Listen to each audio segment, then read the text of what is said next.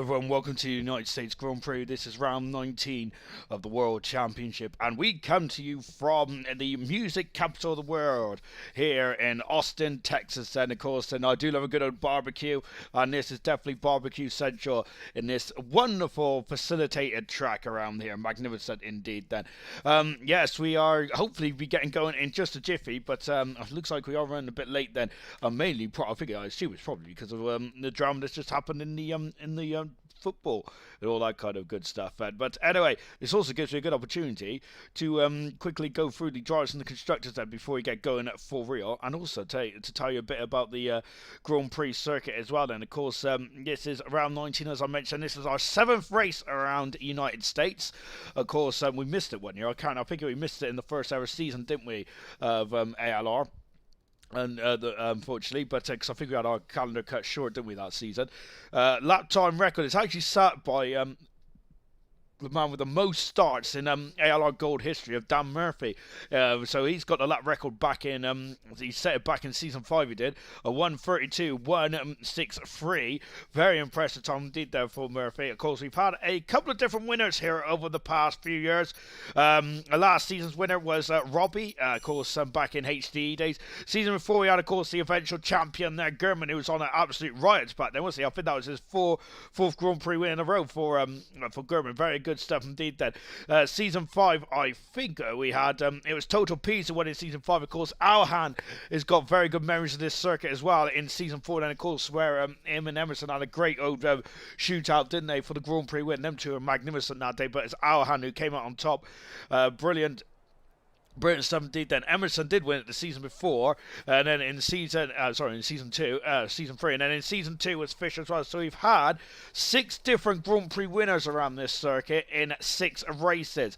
So are we going to get a new winner tonight? And I would say almost certainly we are, because the top drivers in the championship, or the top 3 in the championship, have been very good this season. And so Troye, Percy, and of course Boxtel have never won around here in ALR anyway. So potentially we could get a 7th different Grand Prix winner around here in 7 races. That's absolutely redonkulous indeed, isn't it, as we now get into the paddock? Ow. I've really hurt my finger. I slammed the door into my finger just a minute ago. It is absolutely painful, but never mind. That's my fault for being a fool. Let's see then, as Lucas Percy, evening Sean, I feel this could be spicy. I do love a bit of spice, and well, not really, I don't like spicy food smells because it plays havoc with my bowels, but I do love a bit of spicy action on the circuit then. Only 16 drivers in this session, which I'm quite surprised by, because I thought we had the full grid, but never mind. Which may make qualifying one a bit of a damp squib, but well, the world is anything but damp out there, as of course we are under the beautiful blue sky here in Austin. Of course, this is the United States Grand Prix. If you're just joining the stream, then someone may not be. Someone may not be happy. I'm wondering if is that to do with football or Formula One. I'm not too sure, to be honest, but I wonder who's not too happy. Spill the beans, Percy. Spill the beans. Not literally, because I do love a good old bean or two. Right, into the drivers and the constructors, shall we then? Since it's not looking too busy in the pit lane or out on circuit at the moment. No cars is on track at the moment, but we do have a Red Bull that is starting to come out of the pits, and I think that's green, is it? I think it is green, and it's just steaming out of the pits now, along with one of the Williams cars as well. In the drivers' championship, Troye leads the championship by 12 points there from Boxtown in 2nd position. And Percy in 3rd position, who is 56 points behind the championship leader at the moment then. But officially now we are going to get a new world champion in ALR Gold, because Gurman last week is officially now out of the running. Of course, with only 164 points left up for grabs in the championship, Gurman is too far back. He's 177 points away from the championship leader. He's 121 points away from Percy at the moment. In 5th position we have Kush, who I think has left the championship, so Kush is no longer be racing. Jazza in sixth position. Then as Chaz, unfortunately, missed the second race in a row. That's disappointing for him and his hopes of getting that sixth position, because it is very tight then below Chaz. Then with Wouter in seventh position, who was meant to be racing tonight, but it looks like he hasn't bothered to come in either. Eighth position is, and then this is where it gets spicy. 17 points away from Wouter is Green, who is leading the charge of drivers that are separated by about 6 points out. Green on 60 points, Rage on 59 points, 58 for Vesley, 57 for Gamer, 55 for Markey, 53 for Alhan, and 53 for Alhan. Then very, very close indeed in that battle from 8th to 12th, 13th position. Then is very, very close indeed. Remember, Alhan won this event there a few years ago, so he'll be hoping he'll be able to stand that top step for the second time in his career. Let's see if he can do it though. Siege in I've got a frog in my throat. Siege in 14th position as Sam Green now starts his lap. Green, who is on Siege, who is in 14th position, 35 points behind his teammate Alhan. Coop, as in Soup, in 15th position there on 9 points, 8 points for Shappers. Then we've got Seaweed, who's also on 8 points as well. Mumford on 6 points. And then we've got 1 point for KD. And Phelan, who has not been feeling the points too much so far, hasn't scored any points at all in his Williams car. And that's having a knock-on effect in the constructors. AlphaTauri leads the way by 69 points among there. 279 points left up for grabs in the constructors championship as well.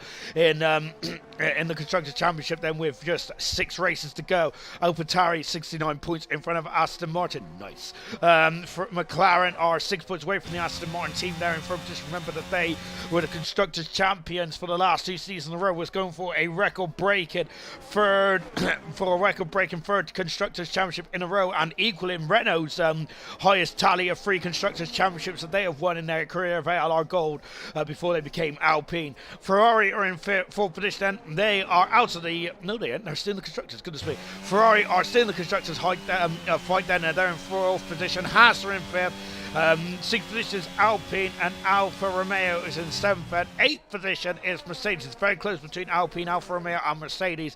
Red Bull also on the same number of points as the Mercedes as well. Williams are the only official team that cannot win the Constructors' Championship. Green has gone fastest so far in this qualifying 1 session.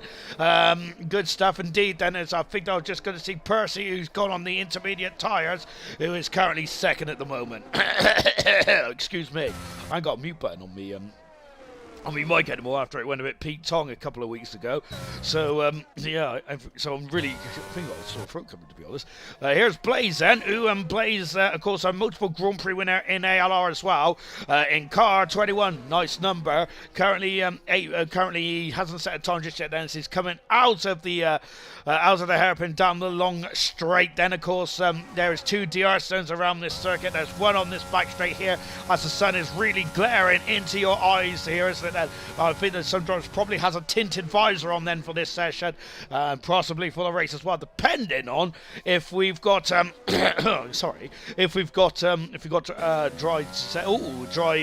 conditions or not. It's a snap of oversteer there from Blaze, and that really unsettled the car, didn't it? Ever so slightly. Evening, and good luck all. Sir's Mushroom is saying then, popcorn ready, popcorn and beers then. Hello and good luck there from Kaz as well. Enjoy all your company here. 3 drivers have set times on the board. Vintage is the slowest of the time runners so far. While Blaze, he's gone fastest by quite a number of tenths there. About 4 tenths of a second quicker than Sam Green. That's pretty impressive stuff there from Blaze right out of the box here. Just watching Coop, who is coming down the back straight. Look at that beautiful scenery here in Austin, isn't it? Very good stuff indeed. Then as Indigo goes for fastest, Coop then down the back straight in the Haas. This is Haas's home Grand Prix, so this week they do want a successful week as well. And remember, in the constructors, only 8 points behind Ferrari, and Ferrari don't even have a representative in the car at the moment, then, which isn't good, is it? Just watching Coop then come through at turn 18 then. In the joint constructors then, before we talk about the joint constructors, let's just watch this lap before Coop then to see what he puts on the board. Out of the final turn, don't want to go too wide there because of the sleeping policeman. He goes third fast and Coop does in the Haas car. KD in his home Grand Prix tonight as well, so KD's hoping for some good points in as well, as he's down in 19th in the championship standings at the moment.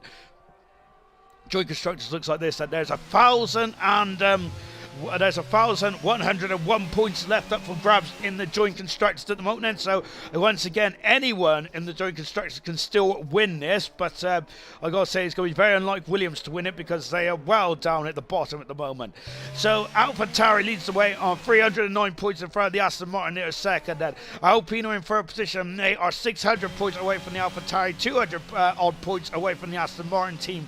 McLaren in fourth position. They are really homing in on Alpine in the last couple of weeks or so. The gap is now down to 17 points between those two cars. Haas are in fifth position, and then KD's starting his lap now. We're going to go on board with KD whilst I ring up the rest of the constructors. We got Ferrari in at sixth position at the moment, 83 points behind the Haas team. Seventh position is the Mercedes team, who of course are 59 points away from the Ferrari. But then we got 1 point separating the Mercedes and the Red Bull here tonight. Then Mercedes have got Sweet and Super Sub Nosey in the car tonight. Of course, the Chaz are not racing.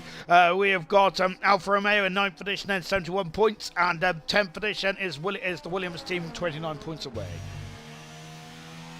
KD is backed out there because he's invalidated his time. Just watching Sweet at the moment as he is coming in to turn 17 now. I've got to say, it's interesting. I'd like to know where everyone's gone all of a sudden, isn't it? Because I'm sure that we had a full grid about, 10-15 minutes ago. So hopefully it's not a lobby issue or anything like that. And they're just trying to get in. Hopefully that's not the case. But then again, maybe I don't know. Coming out of the final turn then for Sweet Dead. Let's see what he can do. As of course, this is round 19 of the championship. We have got 6 more rounds to go. We go to Mexico next week then, so that's the highest altitude circuit on all of the Formula 1 calendar here in ALR. And then of course we got the Brazilian sprint race. That sprint race format has been changed slightly because of the Miami Grand Prix, which is clashing with Gold. So I think that we are starting at 7 o'clock that night because Miami starts at 8:30 that night. So us in ALR is going to have one shot qualifying to set up the grid for the sprint. And then of course the sprint you get 8 points if you win the sprint, of course, all the way down to 8th position where you get 1 point. And then of course and then of course the race itself, which will still be 36 laps long now. So yeah, a bit of change of format then for the Brazilian race then coming up in a week's time, and then a couple of weeks time I should say. Then we of course we'll be going to Portimao for a brief pit stop then for one last European round then, and potentially the last time we will be visiting Portimao in ALR then, because I'm not sure if it'll be on the calendar next season, but that remains to be seen. And then we got China round 23, and then before we a final stop in Abu Dhabi. Where the championship is still going on, which I hope it is still going on, because it has been an absolute doozy. This has been a classic season, this one has in season 8 of ALR Magnificent 70. This one's going to be talked about for an awful long time, I feel. On board then with Sweet, then she's got yellow flags. One of the Red Bulls has come off at the top of turn 10 by the looks. I wonder if he invalidated this time. I'm thinking that's KD. Out of the final turn then, and going across the line is Sweet. He is second fastest in that Mercedes-Benz car. Coupaz and Super beauty helmet. It is a beauty helmet, isn't it? I absolutely love that helmet there. On board Nigel, the first ever world champion of ALR. And of course, he is leading the silver championship mode now. I think he extended his lead last week, did he? I think he did, didn't he? He outscored Equals by 2 points, I think it was, or 3. So he has extended his lead ever so slightly. But I think that was one of Nigel's most testing races of the season thus far then for the silver championship leader. I apologize to Kader profusely. He didn't invalidate his time. It was Green that had issues there, and I think Green was letting his teammate by. There is Green in the background in the second Red Bull, currently third fastest moment, and KD has come into the pits and abandoned this time. So KD has got about, well, he hasn't got too long to sort that out really, has he? On board Nigel, of course, the traditional helmet colours of our first ever champion in ALR. Of course, Nigel, a seasoned veteran in ALR now, and got an awful lot of Grand Prix starts behind him, actually, there in the Williams car. And I think the Williams do need a bit of a boost, don't they? I think with they do need a bit of a boost on it because they have had a bit of a nightmare season this one. Unfortunately, though, for the Williams team, of course, they were second in the constructors last season, but they, of course, got a completely different team this season. Unfortunately, it's not gone too well. However, Nigel is trying to pick up their morale here, doing a good job there. 2/10 second off of the pace setter Blaze at the moment. That's a pretty good time indeed then for Nigel, who will be in action tomorrow night on your silver screens as well. Here on board with Alhan, and this is Alhan, I must say, is one of my favourite ever wins at ALR was his race around here back in season 4, an incredible race where he went for, I think he went for Emerson went for a slightly different strategy, and Alhan put in some magnificent times in that season 4 race, and he was absolutely incredible indeed. He really was. Alhan there breaking down to the back straight. I don't think he's breaking down literally on the in the car, but he's just shifting down the gears and stuff. Oh gosh, my throat's really killing me. My word. Right, Alhan then, who we're only going to lose one driver at this rate in this qualifying session then for this qualifying one. But Boxtel out on circuit at the moment then. Of course, he's really homing in on Troy there. And of course, let's talk about what Percy mentioned in the comments and right at the top of the broadcast. Out the final turn there comes Alhan, 6 fast in the Alfa Romeo. Good stuff indeed there. Percy's out on circuit as well on the soft tyres, and as is Indigo. And we've got Mr. Rage down the back straight, of course, representing the Haas team then, and the only representative of the Haas team so far. No, I apologise profusely. Coop's in the car as well. My shocking behaviour. But yeah, so Mr. Rage coming into the final turn as well. So as he accelerates away, they're going into turn 18. What was I saying? Oh yeah, so at the top of the broadcast, Percy did mention that someone is not too happy, and I have a feeling that someone is Troy. Remember that Troy and Percy came to blows or went side by side out of the 130R. No, not Percy. Boxtel and Troy went side by side out of the 130R and unsettled Troy's car. Boxtel kept the car going in the right direction just, but unfortunately Troy lost it moments after, didn't he? So he just couldn't correct the car in time before before spinning off and costing him a potential Grand Prix win in Japan. There, of course, he had he was incredible. He was absolutely incredible on that day. Troy was there. His defense was absolutely worthy of Sergio Perez's defense in Abu Dhabi a few years ago. It was brilliant stuff indeed to see there from Troy, but Boxtel was the quicker of the two drivers in that appalling conditions in Japan over last week, as Percy has gone faster there. Good time indeed there for Percy. Boxtel just dropping down into the into the hairpin onto the long back straight. Percy faster than a couple of tenths in front of his teammate Blaze there. Goodness gracious me. That's about half a second, give or take. Then Vesley then, of course, who had a very good performance last time out, didn't he? As he got his first pole? No, it was in Singapore, I apologize. But Vesley also scored points last time out as well then, and he's involved in that ding-dong battle between from 8th to 13th and in the World Championship. And my word then, is going to be a crack, and I think that one's going to go right down to the wires as Vesley goes 6 fastest there on medium tyres there, so that's a very good time indeed there for Vesley. KD there just finishing off his lap. Well, he ain't finished off his lap just yet. He's got 4 more turns to go. Boxtel's got 2 more turns to go, and he's only 12 points away from the championship leader, which is Troy, who hasn't come out of the pictures yet with just over 2 minutes to go here. Boxtel has found a bit of time then, and he is currently a tenth of a second away from Percy, who's the pace setter at the moment. My goodness me, they're going to be close again, aren't they? They seem to always fight each other on track. KD going 9th fastest there in the Red Bull, and Indigo then almost off the circuit here. Goodness gracious me, in the Alpine then in car 95. Love the helmet. I do like that helmet indeed. Very good stuff.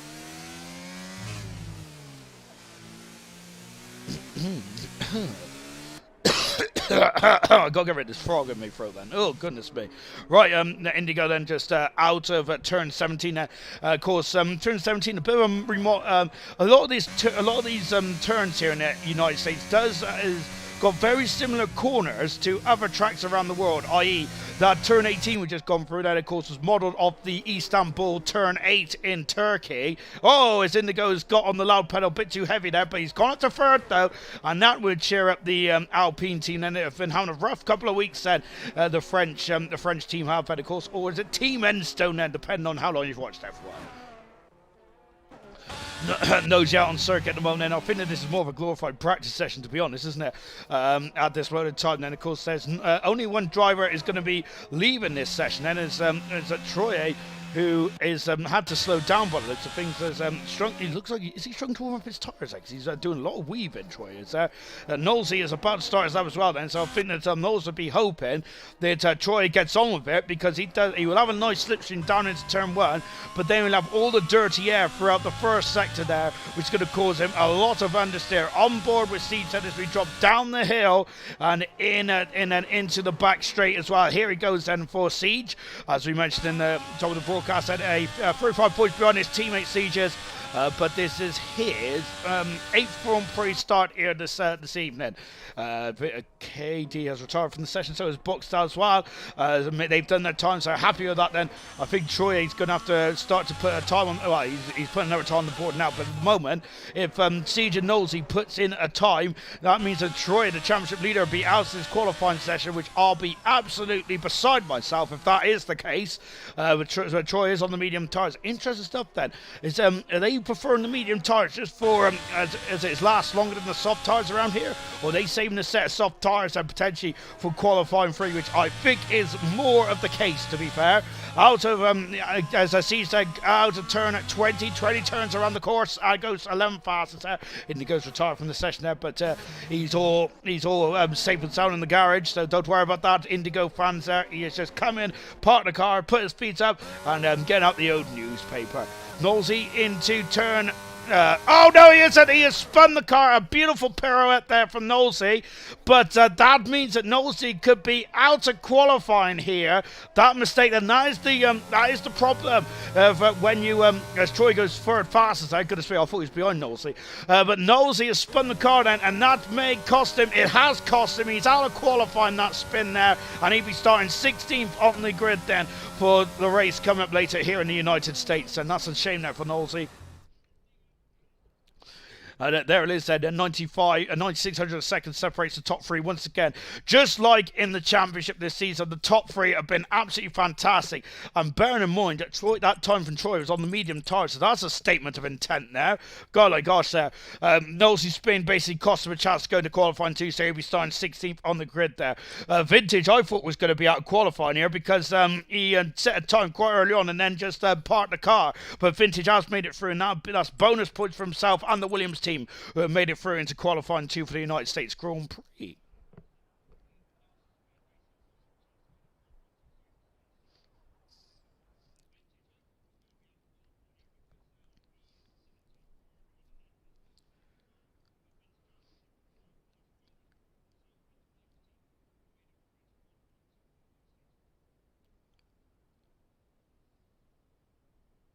And now we roll into qualifying 2 then. Apologies, folks, and that qualifying 1 didn't really have much drama, did it? Didn't have much drama, unfortunately, but qualifying 2 will have a lot more drama, because now there is 5 drivers that is going to be facing expulsion from the qualifying, not expulsion from the championship, of course. Expulsion from the qualifying session now, as they would have to be supervisors? No, spectators like you and I then. For some reason, Knowlesy's still got car 23. I don't know how he's doing this, you know. He's stealing Alex Albon's number. Shocking behaviour from Alex as it comes out of the pits now for Percy. Indigo, hi Ginger, I'm back. Welcome back, Indigo. I'll give you some of your stats, some of your ALR stats in just a jiffy. And just watching Percy then with the beautiful green helmet. We didn't see much of Percy in qualifying 1, but he set a time quite early on. Then of course, I went back into the garage, and I love this camera shot here. Fantastic, isn't it? It's very much more in line then with what the driver sees rather than the traditional T-cam. We would like to see the helmet cam next season, but of course I would like to see more onboard cameras in spectator mode next season as well, along with more graphics. You know, I'd like to see the qualifying graphics that actual the official F1 users then, because that'd be quite cool to see, wouldn't it? To see instead of us like guessing if they're doing well or not, and we don't find out till the end of the lap, it'd be quite cool to see their progress throughout the 3 sectors on the circuit. And you can see then there's a Percy really revving that engine up down that back straight there, isn't he? Goodness me, that ain't going to help it too much. It might overheat itself there.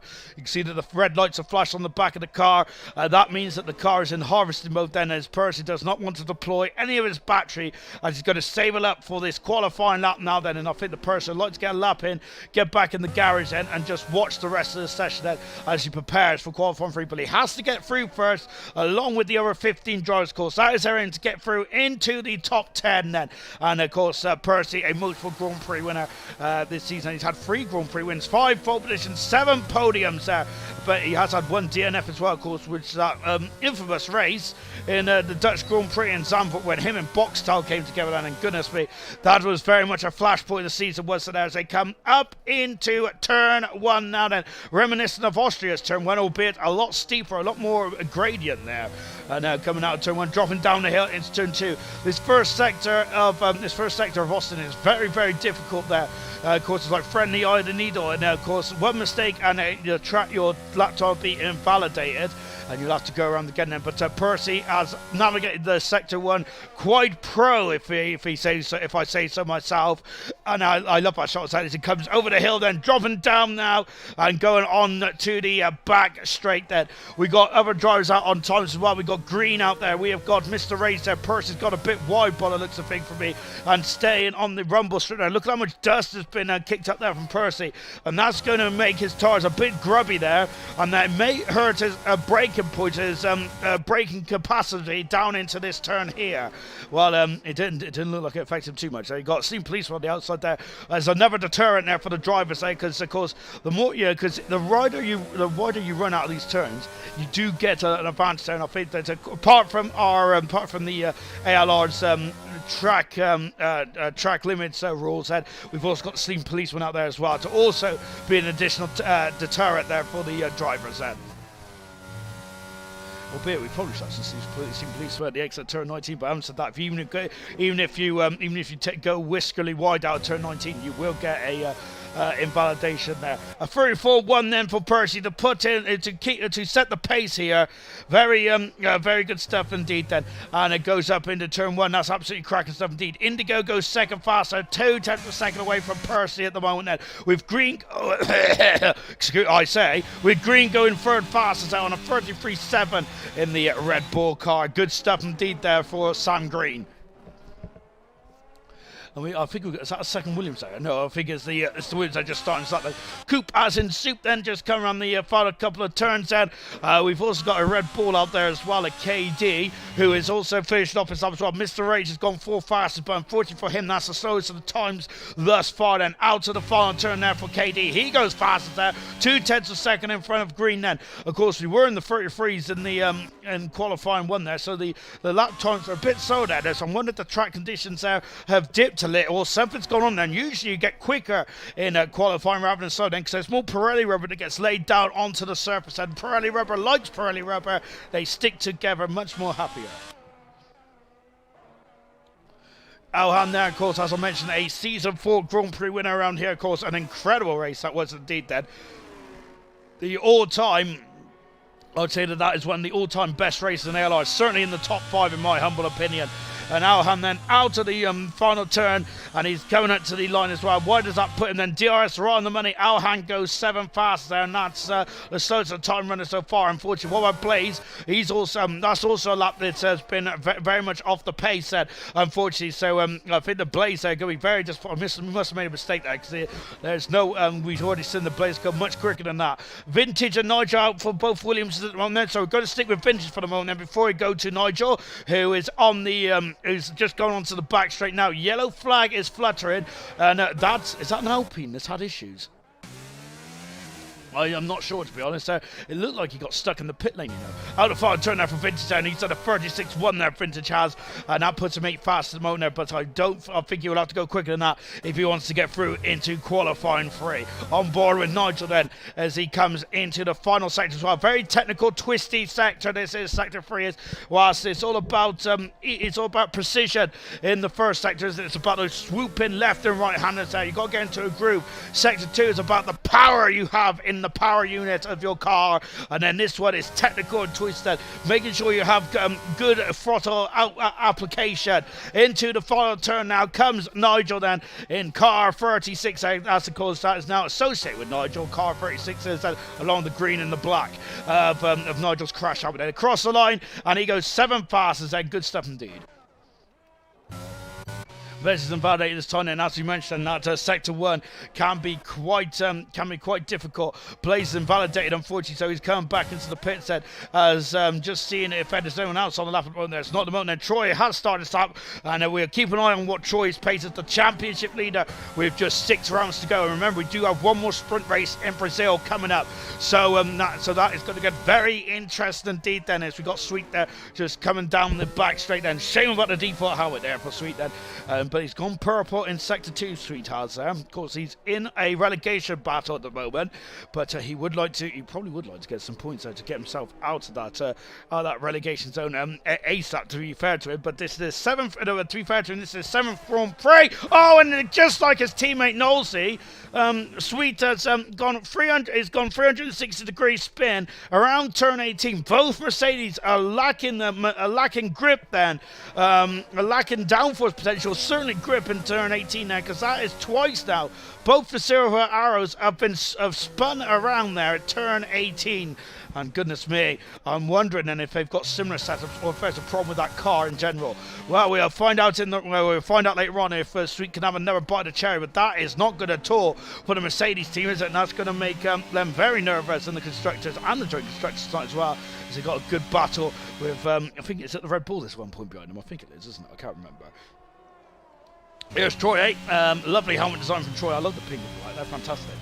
Into the final turn there for Troy. Out of it then, of course, as we mentioned on the top of the broadcast, he's done a 32.9 then, over half a second in front of KD, who is the second fastest car, with Green in 3rd position at the moment. Now, Indigo is out on the medium compound tyre.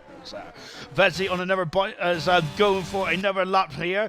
And what about Indigo? Is Indigo on the lap at the moment? He is not, but he is going to start now, as is Boxtown, who's just got up into 2nd fast, and once again he is absolutely in the wheel tracks of Troy, isn't he now? And goodness gracious me, then these two are going to be battling it out right down to the wire, we hope, in Abu Dhabi. It is going to be a fantastic showdown, I feel. Percy's not out of it yet either then, but remember, only the top 3 in the World Championship can now win the championship, which means that ALR is guaranteed a new champion this season, which will be our 6th champion in 8 seasons. We've only ever had 2 multiple champions, which is of course Emerson and Granty, but goodness me, 6 champions in 8 seasons. It just shows how competitive this World Championship has been over the years. And fantastic, and hopefully, and of course we hopefully get to see our first ever champion Nigel racing in gold full time next season, which I'm sure that he's all but guaranteed it, I think, in silver already with his promotion spot back to gold. Besley going full fastest there. On board with Indigo then, as a controlled slide there out of the hairpin, and now he's gone purple in the 2nd split tire as well. This is on medium tyres then for Indigo then, so I'm wondering then if we did say earlier on that potentially some drivers may prefer the medium compound tyre because they might last longer going around the circuit, but then having said that, then I think it's the reason is because of course they want more softs on that qualifying 3.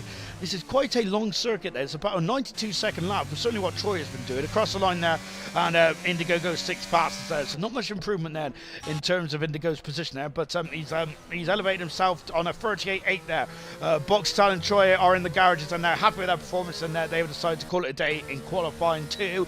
So as long as the track don't ramp up too badly or too rapidly, they should be fine then. I think anyone who's got a anyone who's probably in the mid 30, I'd say the mid 35, 33 should be safe, then late 33s, you might be looking over your shoulder ever so slightly, and so the likes of Percy, I think, will definitely have to come out to the come out on track, you know. I think for Percy, then I think Indigo.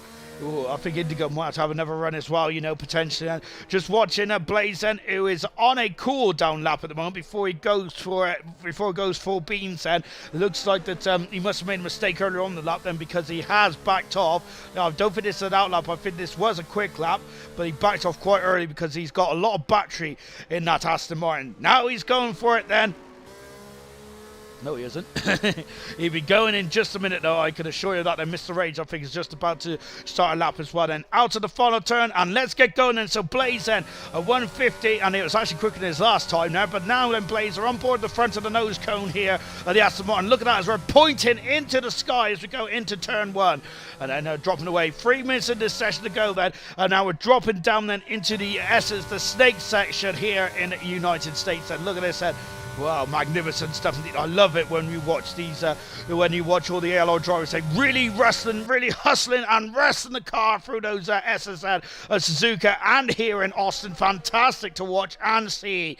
Now, Blazer now dropping down the hill then. Of course, I think one of my favourite all-time shots of F1, or certainly my favourite segment of F1, is when they had an extended practice session in Austin in USA 2. And of course, we had that incredible shot of Charles Leclerc just with the sunset behind him. It's absolutely beautiful, wasn't it? A proper like movie set, if it was for the Scarlet Ferrari. It's more of a horror movie at the moment in this season for Ferrari in actual order of F1, and also in ALR as well, because with no Ferrari drivers representing the Scuderia here tonight, unfortunately, they are very much going to be dropping down even further in the Constructors' Championship, unfortunately, and in the joint Constructors as well. So that is disappointing now for the Ferrari team. Hopefully, people might just be joining late then, but yeah. But it's going to make that races very difficult indeed. But I thought we had 20 drivers here tonight. Out of the final turn then for Blaze, and let's see what he can do then. Clipping the inside curve then. DRS are on the money across the line, going 7 fastest there. And he might feel safe with that one. It depends on how quickly the other drivers really ramp up their times. Like Mr. Rage, for example, who does go quicker in a 33.9, and that is certainly going to make Blaze very nervous. And I'm not sure how much pace Blaze has got left in that Aston Martin. Coupe as in Soup now about to start his lap. Vintage on a lap, and so it sees, well, Vintage is backed off actually. So Vintage is now going to go for one more final blast and around here. So we stick with Siege at the moment, down in 14th position. Hasn't set a time just yet in the Alfa Romeo. His teammate has set a time, but he's in 12th at the moment. Both Alfa Romeos are looking at being dropped out of qualifying here then. But let's see then. Do not count our chickens before they hatch. We've got about 70 seconds left in this session then to determine who's going to be where. And accelerating out of the hairpin now then. Purple in the second split time now. I don't think that's the all-time fast. I don't think that's the fastest around here. As we now go in to the turn 17 now. Don't go on the sausage curves too much then for Siege. Vintage is retired from the session. And unfortunately for Vintage, he is our first casualty in qualifying 2 here. And he is out of qualifying, unfortunately for Vintage. Who is going to be joining him then on the sidelines for qualifying 3? Siege then without cracking a devil designed helmet, then across the line. Siege going 8 fast and knocking Percy down into 10th position. Now this is not what Percy wanted, was it? Nigel across the line then, and he is starting his lap as well, as is Alhan. I think Sweet is on a lap already. There he is then, he is on a lap. We'll stick with Siege then later on then. Coupe as in Soup on a lap at the moment, so we're hanging on with him around turn 17 here. Turn 18, but get it right, Sean. Now into 20 as well then. Can the two Haas's get through into qualifying 3? Blaze could be out here. Lucas Percy's is down into 11th position now, and we've got 2 Haas's in qualifying at the moment then. All pressure's on Lucas Percy then. Siege is down the back straight then. Siege is, he hasn't set a time just yet, almost off the circuit then, and almost then having issues then, which would have completely ruined that lap there for Seaweed, but he carries on. I've lost my headset, that's not good. Oh goodness me. Well, I think I need to get a bigger headset because I've got such a small head. Probably because I have such a small brain Sweet then into 19 and 20 then. At least he's got through turn 18 now, because both him and Nosey have been having some issues around turn 18 this qualifying so far. Out of the final turn now, Sweet goes 12 fastest. He's out of qualifying. Unfortunately, we got Alhan now, who is leading a trio of 4-5 cars here. Hopefully that ain't going to hurt him too badly in terms of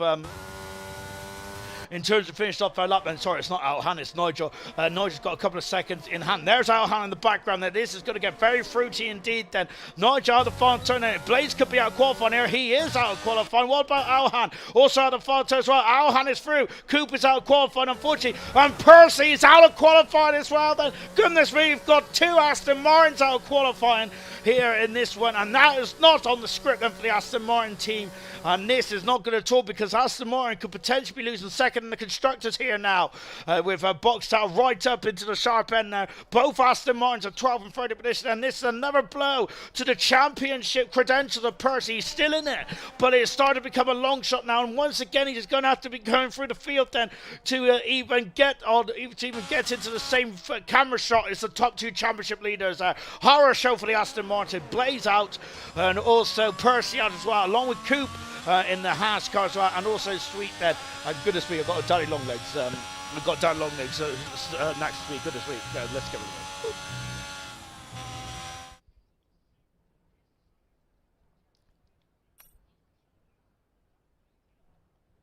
Good evening to KD, and hello.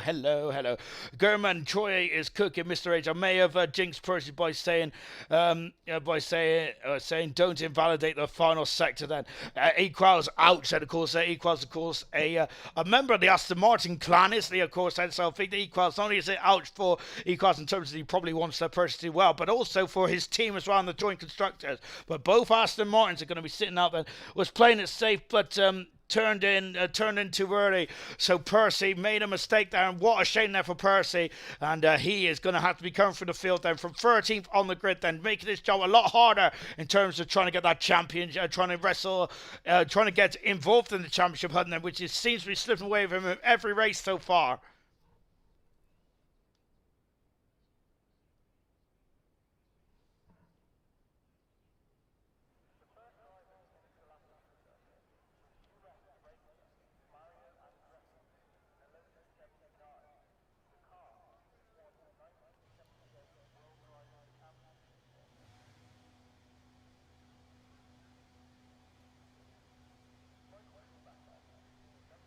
And Dan Murphy just rubbed the salt into the wounds as well there by just saying in the paddock chat that that wasn't a very good Q2 there to Percy. As I think Percy is well aware of that, as he's now going to qualify. Free apologies, I was a bit quiet there. I was just trying to get just trying to start my throat. As now we got Siege up into turn 1 then, and then he's on the now left mode, as is Green, as is Indigo as well, who is going to be on a pole position at German. Percy win in my opinion though. Gosh. If Percy does win then, I've got to say that'll be an absolute, that'll be well deserved from Percy on the grid, won't it? We don't know what the weather's like in the race, but of course it's been a beautiful day so far in qualifying. Just watching Siege on an outlap mode, and half the field is on an outlap. Nope, that's almost over half the field is out there currently. Then we got 6 drivers out on the lap at the moment now. Mr. Rage Nigel, Troy and Boxtel are still in the pits at the moment. Now Mr. Rage was in the pits, but now he's out then. So Nigel, Boxtel and Troy are leaving it ever so late then. I don't think you'll get 3 runs around here. It's only going to be 2 runs there. It's only going to be 2 runs then for these drivers, and so anyone who's saved their tyres, which I'm sure a lot of people would have, to be honest, we've seen a lot of drivers out on the medium tyres in the early stages of this Grand Prix. Thank you very much for joining us tonight. I really appreciate the views you got in the comments as well. As Dan Murphy, don't make me out to be a monster, Sean. If you're going to read out the comments, at least read it all out. Yeah, apologies, I only seen a bit of it. What did you put? I was kind of like nosing at something else, and I just seen it pop up. Anyway, going up into turn 1 then is Siege. And I know I never paid Dan in a good line, do I? Same with his cousin Ayrton as well. To be fair, as I always bring up the fact that Ayrton did get disqualified one time for parking the pit entrance, and of course where he got hit by Burnt Mylander as well. on board with Siege as we ride with him through the S's. And oh no, we don't anymore because he has spun the car and he is facing the wrong way, but very good awareness there from Siege, albeit yes, he was facing the wrong way, so he knew what was coming. But that is a big blow for Siege there, right from the get-go, and unfortunately, that's Siege's first attempt there, really gone down the drain here. But Indigo is still currently green. He is still positive here in the Alpine. There's too many cars beginning with A these days in F1. It's like still a lot of dust on that outside curb there, isn't it? I'm sure the drivers will probably want to stay away from that curb, because I'm sure that the dust is not going to help the tyres get their premium grip then. And look at that sun then beginning the set then. It's a beautiful, beautiful setting here in Austin, isn't it? As Indigo taking liberties with that inside curb there. Goodness me, that's probably not going to help him straighten up the car on the exit though, is it? Before coming in to turn 17 as well. Of course, this Bahrain-esque corner here. A very tricky corner indeed. I think the turn 10 of Bahrain is probably the hardest turn, or one of the hardest turns in all the Formula 1 calendar, in my opinion. But that's mainly because usually I crash there because I go very wide indeed. I was also playing it safe in Q1, knows you were saying. And Indigo is invalidated and he's almost into the wall there. But that's a big blow for Indigo. So two drivers, unfortunately, have made a mess on their opening laps here. What about Vezi? He's the first driver to put a tire on the board. He's run out of deployment now, so he must have got the full boost then from the battery. Out of the final turn then comes from Alhan as well on a 35 then for the Alfa Romeo driver. We got Siege going third fastest, but remember we just seen Siege spin it around. KD coming back into the pit lane because I think he's made an error somewhere. We have just watched Mr. Rage then in at the Haas car as well. As I accelerate away. Murphy's actual comment in the Discord was, my actual comment in Discord was, I can't see because I've got a new graphic on the side of the YouTube, but I can't see the outside. But anyway, yes, the actual comment in Discord was, personally, I've not had a great two, but reset and go again in the race. And have a great pace, and I believe you can do it with a fist bump then.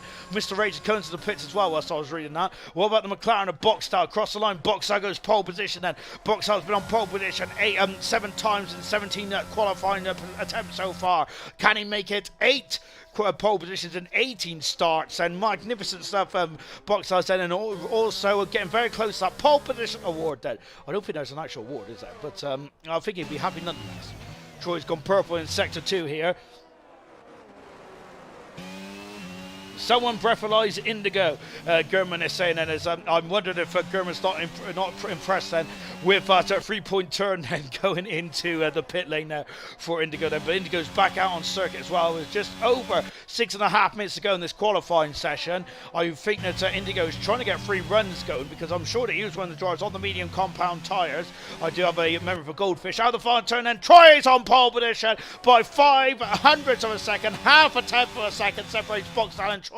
Once again, the two championship protagonists are going head to head, wheel to wheel. Nigel's right at deployment now. That's surely going to hamstring him slightly. Not too much though, because he's done a 33.7 on second row of the grid there for Nigel. Good stuff indeed. And Siege then, who's up in the 5th position as well after getting his second time run in there. But it's Troy on pole position, and Troy is going for his 4th pole position of the season then. We'll be very happy. He'll be very happy we can get that here tonight then. He got pole, Boxer got pole position in Japan, but it's a very weird start in Japan last week, wasn't it? The drivers on the front of the grid, they just absolutely got a nightmare start, and we was debating whether it was a sync issue or not, really, wasn't it? But of course, we also Japan was quite a flashpoint of the season, wasn't it? We've had a lot of flashpoints this season. It's going to be very difficult to do season review, isn't it? And only pick five races out for all 4 divisions. Of course, gold, silver, and bronze, the championship, and of course the 100% league as well. Which we must say a huge congratulations to Immortal, who has won the championship very impressively with 6 rounds to go. That's pretty impressive stuff there for Immortal, who has been Immortal in that 100% league this season. Really impressive stuff indeed there for Immortal. And yeah, very well done indeed. But I think the Constructors' Championship will be going down to the wire in 100%, because it is so close under the 100% Constructors, and that is going down to the wire. I can assure you of that then. And it's going to be very much on your toes then as we head into the final couple of races of the 100%.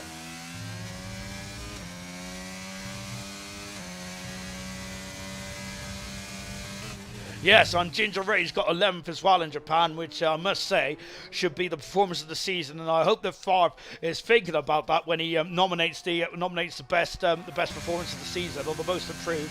Because surely I should be a shoo-in for that, because that was an absolutely incredible performance by myself. Really, and I don't toot my horn too often, mainly because I don't have a horn these days.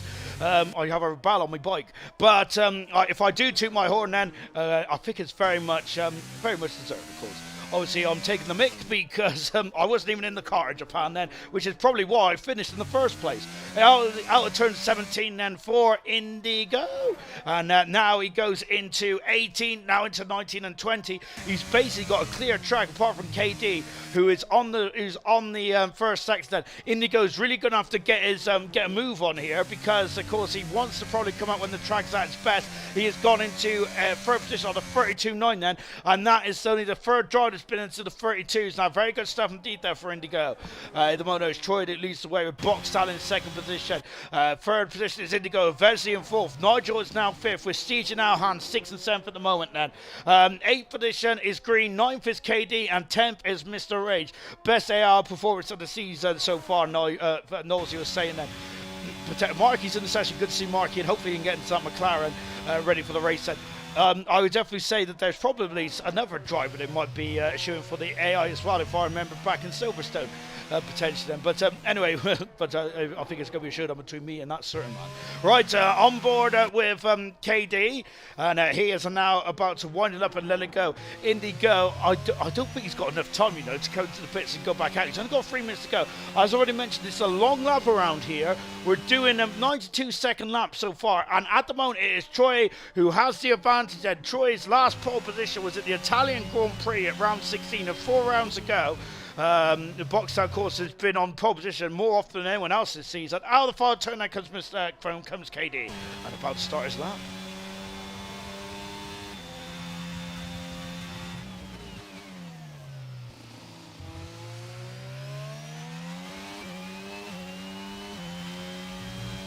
And now then, as we go into the S's as well, then as we lean on board with KD then, and goodness gracious me then, I love that first sector. It really challenges the drivers, doesn't it? Indigo is still not in the pits yet with 120 seconds to go. I think that Indigo, unfortunately, is not going to be able to set a time then when the track's at its best. Like KD had to correct the car there out of turn 11, which I think is surely going to cost them a bit of time there. As we a lovely shot there at the Red Bull with the new with Honda now on the side of the car rather than HRS then. HRC. HRC then, of course. So it's really cool. It's really cool to see that, to have the Honda and name it branding back on the Red Bull car. Gosh, there we go. Katie's gone purple in the second sector around here. Then we've got yellow flags, and there's something's going on down the back part of the circuit. And Indigo is stayed out. I think he has stayed out, and he's gone for another run then. So I think that Indigo's tyres are going to be quite worn, to be fair. It still says 0 on the graphic there in the top right hand corner. On board now then, taking a bit of that sausage curve then, going into turn 20 then, and let's see what Katie can do. He hasn't set time just yet. Then can he get improvement? He can, he is full fast as Katie is there, and he'll be very happy with that, I'm sure of it. But can he now stay there is the question. We've got the McLaren of Boxtel also starting his laps right in the McLaren Mercedes. We're going to see what he can do. Troy, who is not on the lap just yet, but he's about to start his lap. Mr. Racing validated his time, but he's got 40 seconds to get around. Sam is just about to start his lap as well. Siege is actually finishing his lap then here, but he's out of deployment. And I think that this that's going to really hurt him. It has hurt him, I think, towards the end of the lap there, because he only gained a 10th per second there. Siege hasn't. He's down in 7th position. And I think he's going to be a bit vulnerable there, isn't he? Nigel's invalidated his time, but he has 16 seconds to get across the line there. So it should be doable. I don't think it's doable for Mr. Rage. I think Mr. Rage is going to be 10th on the grid in the Haas car, unfortunately. He'll be disappointed with that then, I think, Mr. Rage. 10th per second down then is Indigo there. I don't think he's got the tire performance anymore in the Alpine, has he? But he is still third, though, at the moment there, so he'll be happy with that, Indigo would be. And now then, as he comes into the pits, then.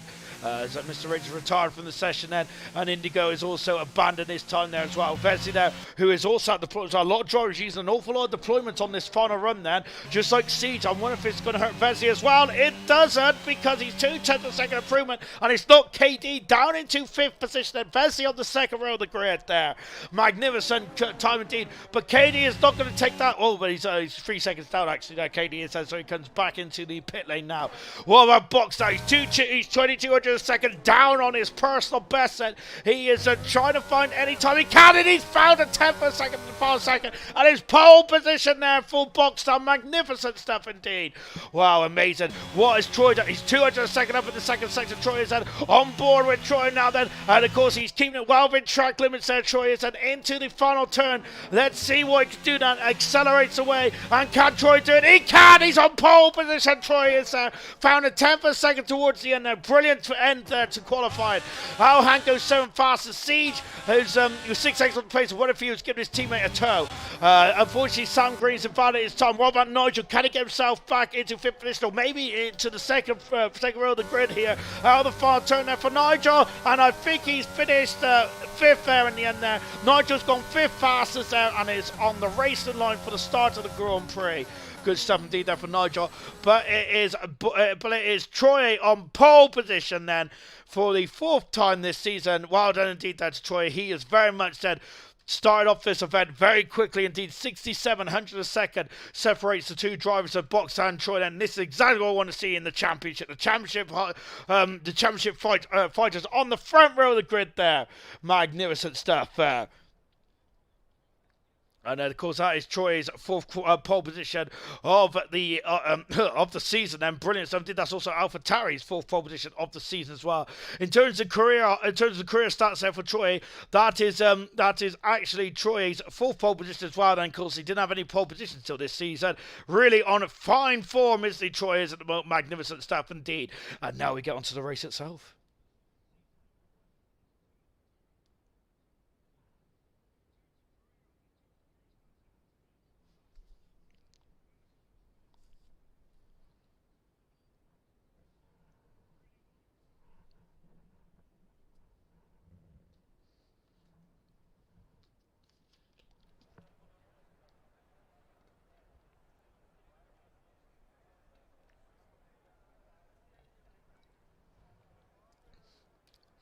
I was trying to take a slight drink there, but I think I was just gulping too hot loud.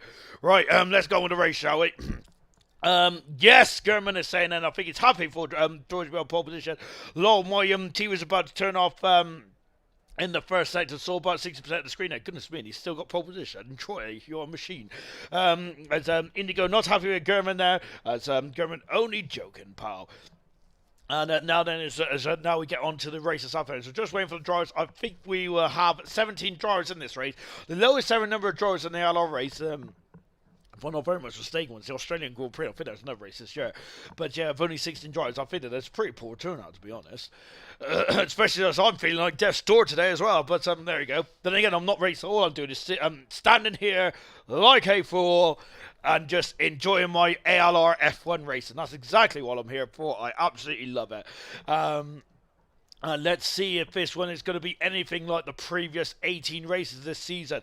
We have had absolutely action and drama throughout the season with Boxtel, with Boxtel and Troy in Japan, with Boxtel and Percy in numerous races as well. We have had all kinds of incredible races now. Of course, with Wouter winning his first ever race, didn't he? In Bahrain, all those races ago. Marky's in the Ferrari, but ignore that because Marky will score in points for the McLaren team. Right, let's go through the grid show from front to back, from pole position to 17th on the grid there. Medium tyres for KD, for Siege, and for us KD and Alhan's been disqualified straight away. and also Vintage. Everyone else on the hard tyres. As Troy leads the way with Boxall in the second position. Had a great Japanese Grand Prix battle last about. There is no DRS in that race. There is DRS in this race there. So I think that the first point of call there for for Troy is to get our DRS. And whilst for Boxall, it's to keep in DRS. Indigo in third position. Then fourth position is Vesley with Nigel in fifth position. Katie and Alhan have been disqualified from the session for being naughty boys. They are now starting 6th and 7th. They are now on the grid 6th and 7th there. 8th position is Siege, 9th is Green, 10th position is Mr. Rage with Coop in 11th, Blaze in 12th position with Percy in 13th, Sweet in 14th, Mr. Vintage in 15th position, then Nosey in 16th, 17th is Marquis in an unusually red McLaren there.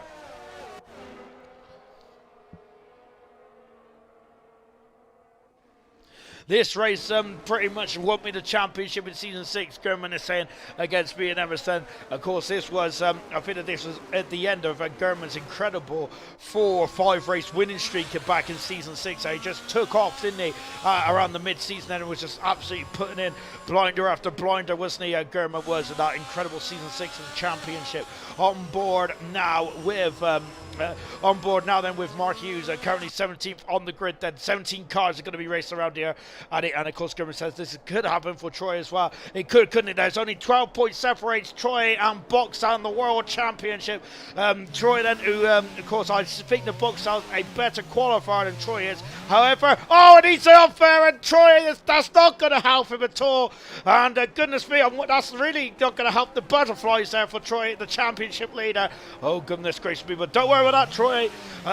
Of course, Fernando Alonso, one of the greatest F1 drivers of all time, did that as well in the European Grand Prix, and I think he did that in the Spanish Grand Prix as well, almost. Right then, let's get going then for the start of the United States Grand Prix. 17 cars, Marquis in the Ferrari, who is shipping the Mercedes McLaren, lines up 17. 4, 5 red lights have all come on then. We're waiting for him to go out and hopefully we'll be racing here in Austin. It is go! And it's a short blast up into turn 1 there. So we've got a lovely shot. There's Feller. Now we got a shot. Then going into turn 1 now. And Boxall is still second above there. But Indigo's trying to go on the outside here. And Nigel has scooped his way up in the back up in the 4th position there. Good 17. Haas is off the circuit there. I think it's Cooper's out of a terrible start. And we got Lucas Percy who's up 3 positions already. Alhan has really been bogged down at the start. And there's cars going side by side. The Haas almost getting spun there. And I think that's one of the Aston Martins getting very close as well, but Troy is at the perfect start with Boxall second, Indigo third, Nigel fourth, Vesley is in 5th position with Siege up into 6th, Green up into 7th position. Katie has dropped down 3 positions off the start now, and now we've got the Aston Martin of Percy flying up into 8th position here, and we've got the Blaze is down into 10th position, or he's back up to 10th I should say, with Mr. Ray jumping down the order as well. They are yo-yoing around at the moment, and Knowles is down to 70th position on there. As you can see, 7 tenths a second, the gap is already. That is exactly what Troy wants to be doing. And look at this, we've got a lot of slipstream. No DRS. DRS will be enabled at the end of the second lap. And it's Alhan and Coop are swapping positions there. Coop has in Soup down in 13th position. Alhan is down in 12th position there. Terrible start for Alhan. Great start for Percy. 5 places have been gained there for Percy. 5 places have been lost there for Alhan here. Goodness me, both Mercedes at the back of the moment. We've seen both Mercedes having issues there in qualifying as far as the complete lap 1. The gap is already 9 tenths of a second. Troy is absolutely flying away here at the moment. They're doing his best. Sebastian Vessel's impression here and just breaking that DRS range as quickly as possible. That lap 1 completed. Look at the gap already, 9 tenths of a second then from as Percy's now past Green and moves up into 7th position. My goodness me, Percy has just been driving superbly well in this opening lap. Really good 17. KD is trying to have a recovery drive as well. On board with Siege is all over the back of Vesley. And Nigel has stretched out then. It's all over the back of Indigo. Nigel looking very fine at the moment in that Williams car. Lovely stuff indeed there for Nigel. There are the 2 race leaders. There is Nigel and Indigo battling for the final promotion podium spot at the moment. And then there's Percy in 7th position. And look at this, since they're all going to start to concertina up then. I can't believe that Percy's already up in the 7th position already. Magnificent stuff indeed then, as we don't have the gap between Indigo and Boxtel at the moment, because at this moment, and you can see that they're almost a lap behind Boxtel, which is not the case at all. I think they're transponders on the blink. And who's that? That's Indigo has been lost out to Nigel. Nigel's on the podium now. This is what Williams needs said. They're 25 points behind Red Bull in the Constructors' Championship, and they're last at the moment, but Nigel is really flying the flag for the Williams team, as of course normally he's in the AlphaTauri. KD, who is that then? And that's KD and Blazer really fighting hammer and tongs at 17, and Blazer's back down into 10th position. This is KD's home race tonight, and he wants to hands off the circuit. Remember, he won this race a couple of seasons ago. He's off the circuit down at the back of the field, and Boxtel set the fast lap of the race, and so he is now matched and actually bettered Troy on that lap. Then Troy wants to get out of the DRS range. He almost got out of DRS range, but now look at this, and Green, who is I wonder if that's a bit of tactical swap around there between KD and Green then, because KD has had the pace over Sam Green in this one there, but I think that because I think KD is very much boasted by the home support here tonight, isn't he? Nigel, the gap is 3 seconds between Nigel and Boxtel, and I think that Boxtel and Troy are going to have to give it on Nigel, I think, because I reckon he's going to be a thorn in their side maybe later on this one. And now then it's getting very close, and look at this, and Blazer just trying to get past, and then Percy having a look then as trying to get past. I think he got past Cease, didn't he? He did, but Cease had a great run out of that out of the hairpin, and now they're going to swap side. They're going side by side then, as they both got DRS up. And look at Percy, he has got some monstrous straight line speed in the Aston Martin, and you can see that the titanium skid blocks then on the Aston Martin, very much new and very much brand new. And of course, sparking away, especially with the cars fat full of fuel as well at this stage of the race. No more refueling stops in F1 these days. Of course, last refueling race was back in 2009, wasn't it? And ALR has never had a refueling race, have they? Unfortunately, unfortunately, I must admit I did like the refueling days personally. Don't get, I do like Formula One now, as it is now though. But one thing I can't remember who was saying it now, but it'd be interesting. I think it was actually a YouTuber saying that it would be interesting that for the drivers having to use 3 types of compound tyres rather than 2, because then they'll be guaranteed 2 stops there, which would get very interesting indeed. Anyway, up into turn 1 there, on board with Percy. Troy's had a better lap that one, because he now has broken the DRS away from Boxtel then, and Troy then really needs to stop Boxtel really homing in on him in the championship there, but Boxtel's had a very good first sector here. They are very much at the limit of their performance and beyond in this one, and especially in the first sector. You've got to be careful around here. You don't want to get any penalties. There is going to be a lot of penalties in this one, I foresee. On board with Percy once again, and who is very much giving Vesley all kinds of concern. And yellow flag in the back. And what has happened? It is Rage, who's off the circuit, and he's recovered, but he's down in 14th position. Rage is, so that is disappointing there. And Boxtel is homing in there. You can see this is a very long straight then, and that's Vesley pulling out the slipstream there. Very early Vesley was pulling out the slipstream there, but I'm wondering if we're going to get a bit of some DRS trains around here now, where it's going to be very much follow the leader then. Schumacher's 4th stop in France nowadays would be a great viewing. It wouldn't. I can't believe he was audacious enough to be doing that 4th stopper. Coupe off the circuit. That's twice in this same lap here. And Coupe's race then is becoming a bit of a nightmare in Haas's home Grand Prix as well. Both Haas's, who are the most improved team this season, but it's starting to fall off, isn't it? In the last couple of races or so for the Haas team. I wonder if they're now starting to focus on next year potentially. Siege there was very much alongside that person there going into turn 1, or certainly halfway down the start-finish straight. I think that was 2002, was it, the French Grand Prix, where Michael Schumacher had that 4th stop, or was it 2004? I can't remember. But as we got Mr. Rage up past this street, and he is back into 12th position, Sweet dropping down into 13th position then. Remember, there's Red Bull and Mercedes are on 116 points in the Constructors' Championship. As it stands at the moment, both Red Bull cars are in the points then. Both Mercedes are 15th and 13th position as it stands, which means that they're going to lose that 8th position in the Constructors. Percy looking closer to Vesey this time around. They have dropped Siege. Well, no, they haven't. I'm talking absolutely boulder-dash there. Because actually, talking of which, KD is now on the back. There he is there. Green, though, I think it could be under the cost because he's got no DRS. Blaze has just powered past him and moved his way back up into 9th position here. But Green is having a look there, but I think that was more trying to dissuade Blaze and everything else. And Blaze is now up into 9th position there. KD has joined this crocodile here. Then we've got a bit of the it's usually the Trinity train, isn't it? Thank you very much, Gurman. Yes, it was 2004. That incredible, audacious strategy. Incredible, wasn't it? From Ross Broad and Michael Schumacher there. That was absolutely ridiculous, wasn't it? Percy then, we're on board with Percy now. He is currently in 6th position mode, but look at this Trinity train, which is now headed up by Nigel at the moment. I was saying that I thought that Nigel might have had a bit more pace then, but he hasn't at the moment, and has he, because he's dropped off the back of the 2 leaders then. Here comes Percy, he's having a look into turn 1 there. Is he going to make the move? He is making the move, then, but Vesley may have the outside, and look at that, then Percy cuts across Vesley and makes sure that he doesn't get any momentum out of turn 1. Great manoeuvre there, and now then Vesley is up into down into 6th, and Percy up into 5th and making some good gains on the opening couple of laps here on lap 6 already in this race. This race is flying by at the moment, and the pace is red hot around here. Alham moving up into 15th position and passing Nosey, and he's just dropped down the order.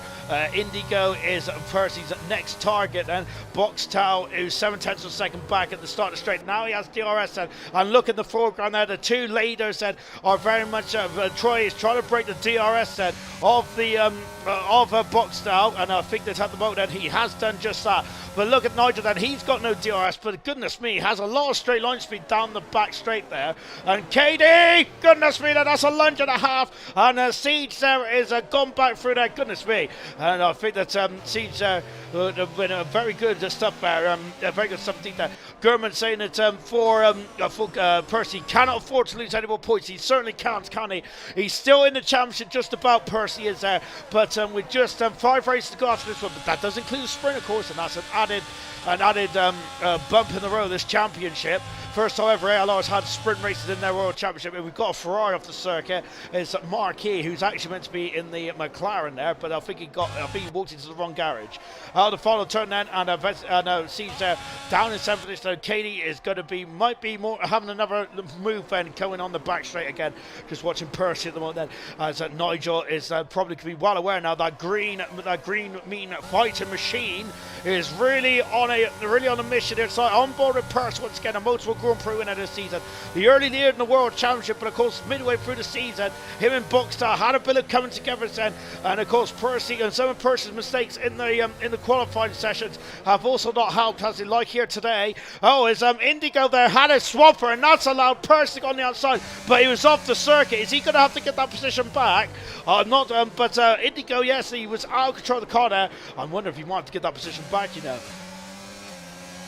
He doesn't look like it, does he? So yes, he might be all right then, Percy would be, but I'm wondering then, I'm sure that normally you have to get that position back then. Indigo did almost lose control of the car, didn't he? So I think it was very good reaction there for Percy. Well held from Indigo as well, but unfortunately Indigo is now down into 5th position. Next target for Percy is Nigel, and then he's got a 7-second buffer to really try and home in on the 2 leaders of a box style and a Troy. Then on lap 7 out of 28 here, a lot of harvesting going on for Nigel. He does not need that Earth deployment yet. He'll need it down the back straight though. And oh, Nigel's well off the circuit, as is Indigo as well.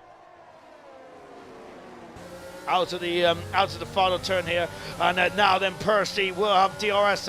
He's been quick even without DRS, hasn't he? And look at this, and now he's alongside and up the inside, passes Nigel, and he goes through as I meant to say, Nigel's been quick about the DRS, hasn't he? But Nigel's gone back through, and he's gone back through, and look at this, and the two drivers, oh, in contact there between the 2 drivers. Percy's got a 3-second penalty there, and goodness me, and that was out of the contact with Nigel there.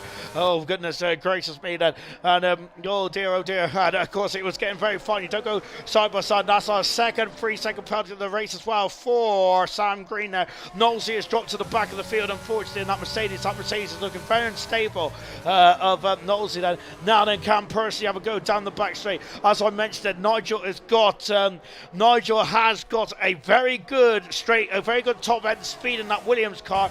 But what can Percy do then? And look at this, so Percy is now under attack from Indigo here. But now, oh my goodness me, Indigo, where is he going to go, Indigo? And Nigel loses out to Percy. Percy up in the front position there. And KD is off the circuit in the background there. We didn't see what happened, and he had an audacious lunge there a few laps ago. And I wonder if he had enough weather like that. I'm not too sure. We'll find out then. Hopefully, well, we'll find out that it's later on then. KD starting to get going by, let's say, we've also got a yellow flag then further on the lap then as well. On board Nigel now, who is down into fourth position. Percy, one incredible drive so far, absolutely flying through the field. He is now up into third position. Remember, this man started 13th on the grid after just 9 laps. He is already, after just 10 laps, and he is already up into 10th position, up into third position. Magnificent stuff indeed there. He crowds there with a surprise emoji there. I think that was just in terms of what we were seeing between Nigel and Percy. Percy hasn't got too far the DRS range of Nigel. I think Nigel's going to be a major problem there down that back straight for Percy. On board Siege at the moment there, so we're just going through the S's here. Yeah, just going through the S there, Sieges, and we've got Blaze behind him as well, and Green, who's just out of the DRS range as well. We would have had KD in this facility as well, but unfortunately KD spun at the just at the back end straight there.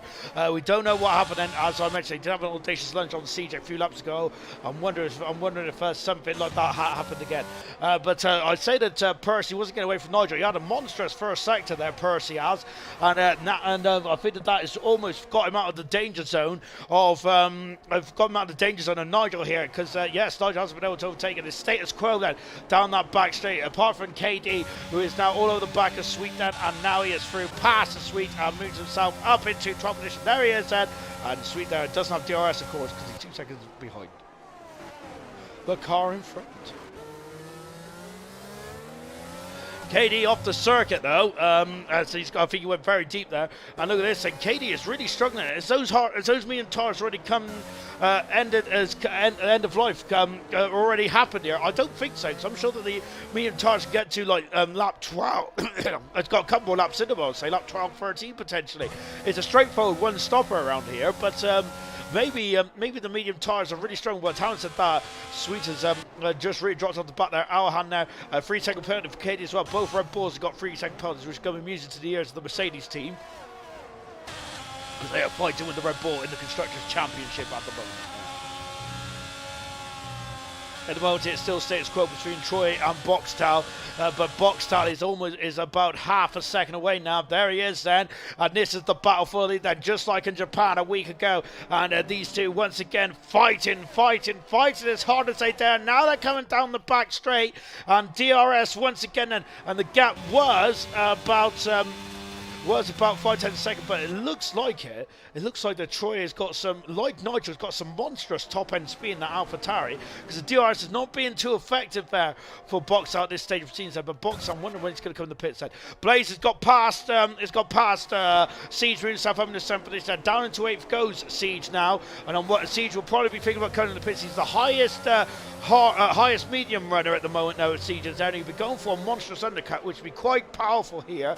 But the drivers on the hard tires will have the quicker tires at the end of this stint then, of course. So that is kind of in the conundrum is going to be on some of these drivers' minds then. Oh, Nigel almost spun it there, and that's a gift there for Indigo. Yeah, Nigel got out of shape there at turn 18, which is becoming a bit of a pesky corner in this race. And Nigel's been gifted Indigo back in the 4th position there. Nigel's really struggling, isn't he, all of a sudden? I wonder if his tires are getting too hot, or maybe, as you mentioned, it might be just the lack of downforce on that Williams there, because he has been difficult to overtake, hasn't he? Or maybe the DRS is just not powerful enough around here. But to be fair, it is making for a cracking race, isn't there? Indigo is 2 seconds behind Percy now, and who's that? Indigo's off the circuit now, and has he damaged the car there? No, he hasn't. He's okay. I'll be surprised if he damaged the car, because there is no barriers around that part of the circuit. Indigo just got past Nigel when Nigel made a mistake, and unfortunately, Indigo's mistake is a bit more catastrophic than Nigel's, and he's dropped all the way down into 10th position in the Alpine car. Blaze having a look, then Blaze just like Percy out of qualifying quite early on. A surprise trying to be out of qualifying too. Then it's now coming back through the field as well, but Percy, who is matching but not gaining on the front too, is he? Unfortunately, so he might need some kind of safety car to get himself back in. Indy goes off the circle again, and those tyres are going to be screaming hot, I think. Then Nigel's dropped down to 5th position now, and where is he? There he is, and oh, he's trying it, but look at this, and Vesey up in 4th position. A great manoeuvre there for Vesey, and now he needs to get away from Nigel. He's having a look on the inside. Nigel's going for it. He's having a look, but Vesey's got the race in line, and he has the momentum, and of course, then he also has the purchase on those tyres. Nigel's been and look at Blaze also in trouble through turn 18 as well. My goodness gracious me, then turn 18 is very difficult indeed. Then when is Siege coming to the pits? Not yet. No, I'm surprised he hadn't. I thought he would have come in a bit earlier than this. Potentially none of the medium runners have come in just yet though. Just shows how incredible these Pirelli tyres are around the circuit, and Siege is not losing time either. So why would he come into the pits then is probably what he's going to be asking me, and I couldn't give him a proper answer because he's trying superbly well. Nigel down in the 5th position there, but I think the Vesey would like to have a really good first sector here, so he can get out of the immediate danger of Nigel, and then he can. Oh, Nigel once again, then he is really fighting. That car's got a lot of oversteer, hasn't it, Nigel? So it's really correct in the rear end a lot there, and he's very much driving like a shopping trolley at the moment, Nigel is in that Williams car. And now Blaze has gone from Nigel maybe thinking about a move on Wesley to probably going to have to start to really think about defence on a Blaze here, because Blaze is very keen to get past their German, the top two in a league of their own. They really are, aren't they? They've ran away from this race once again, and here comes Nigel. Look at that, Nigel, it's a monster down the back straight, and he's having a look then, but I think that mistake there in the essence has really cost him a chance to get past, and Vesey there just defending now and just keeping Nigel exactly where he wants him on the circuit, which of course is on the outside. Indigo back up in the 12th position now, then he is having a much more calmer lap now. Thought Nigel went to the side of Wes then, which would have surely ended up in, which would have surely tipped Vesey into a spin there. Vesey having the 4th position on a strong end of the season, isn't he? Vesey is there. He's very much in the heart of that battle, and Nigel's got penalty there. We've got a lot of drivers penalty, and who's off the circuit? That's Blazer. Into the pits comes Siege. So Siege has come to the pits, and he's got potential opportunity here for an uppercut, and he could potentially go to full Siege caddy there with good strategy. Siege currently down at 40th in the championship, only 18 points in this campaign, but of course Siege did join late, but I think we haven't seen the best of Siege either. So Siege is on the hard tyres now then till the end of the race. There's a straightforward one stopper, and I think importantly, if he wants his overcut to work, he has to make sure that he's got a clear bill of track.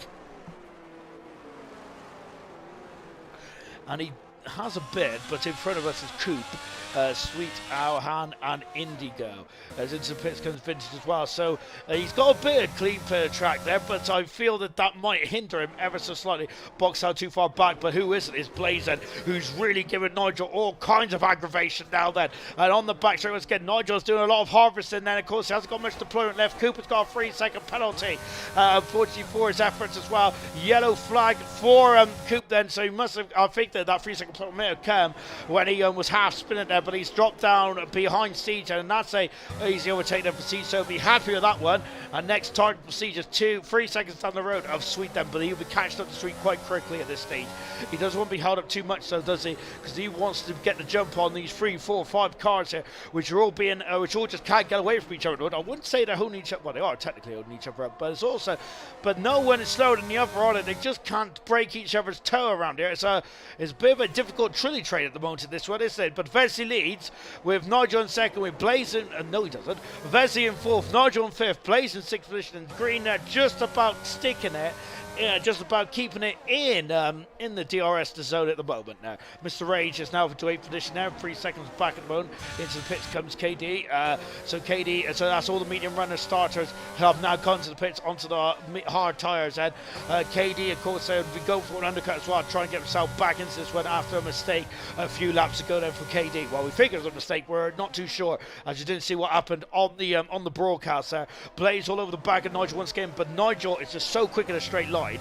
It's just so difficult to get past him. That Siege has now got to get down to 1.5 seconds. We're keeping on Siege because he is going for an undercut here on these drivers here. Then, of course, it does remember that the hard tires do need a lap or two just to switch on as well. And once again, then a status quo with this back straight here. Green there just, I think he's struggling to keep up with this battle now, isn't he?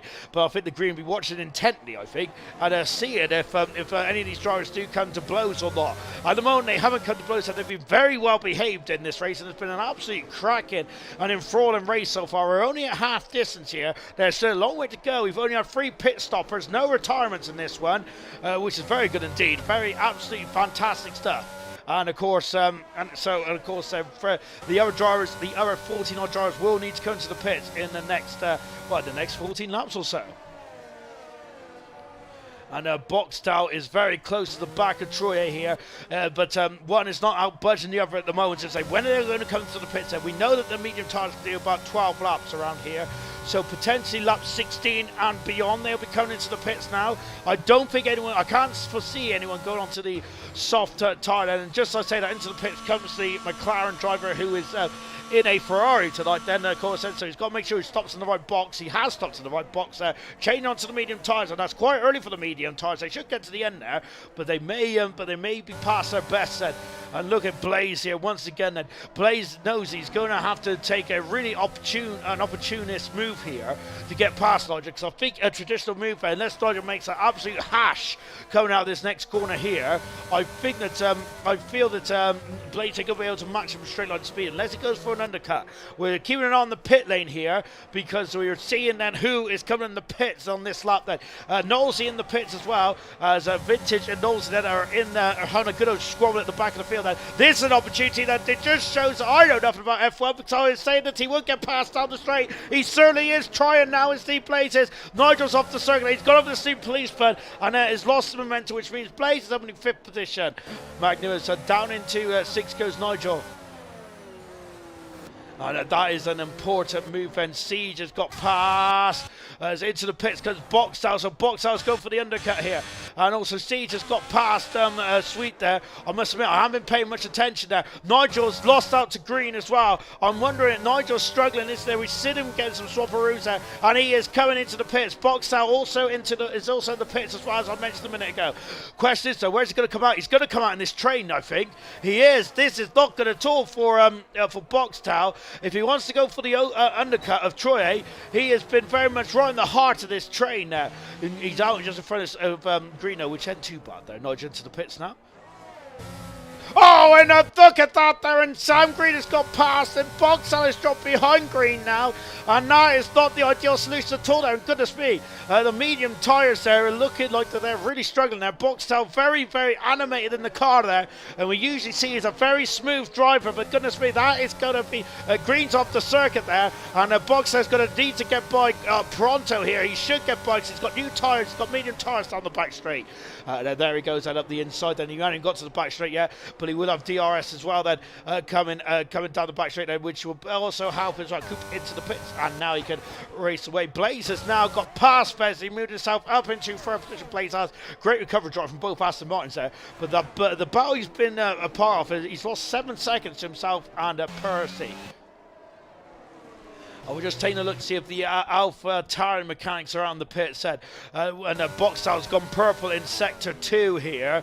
And yes, after having a bit of a wayward... Oh, and again another wayward movement there for Boxtel. Into the pits comes the race leader. Now Troy is going to be very concerned here, isn't he? As the Alpha Tauri team are now going to work. And Percy has stayed out whilst Troy is in the pits. And here's Boxtel, and he is very much under the cost. And so the pit stop has happened then. Into the pits comes Green. The pit stop is happening. Where's Troy? He's coming out of the pits now. Has he done it? Has he done it? Has he done it? I think he has done it. Where are you going to sit? There he is. He keeps the position there. Boxtel being held up behind Green there. And also Vesley as well. And he's had a few wayward moments as well. I think cost him that or maybe am I overestimating the undercut here? Indigo is now in 5th position. Blaze coming up there. There's Siege. There is Siege, and he has got past those gaggle of drivers.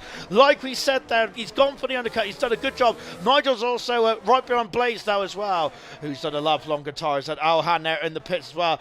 As KD is come onto the pits on the hard tires, so he's really having to 11th position there for KD.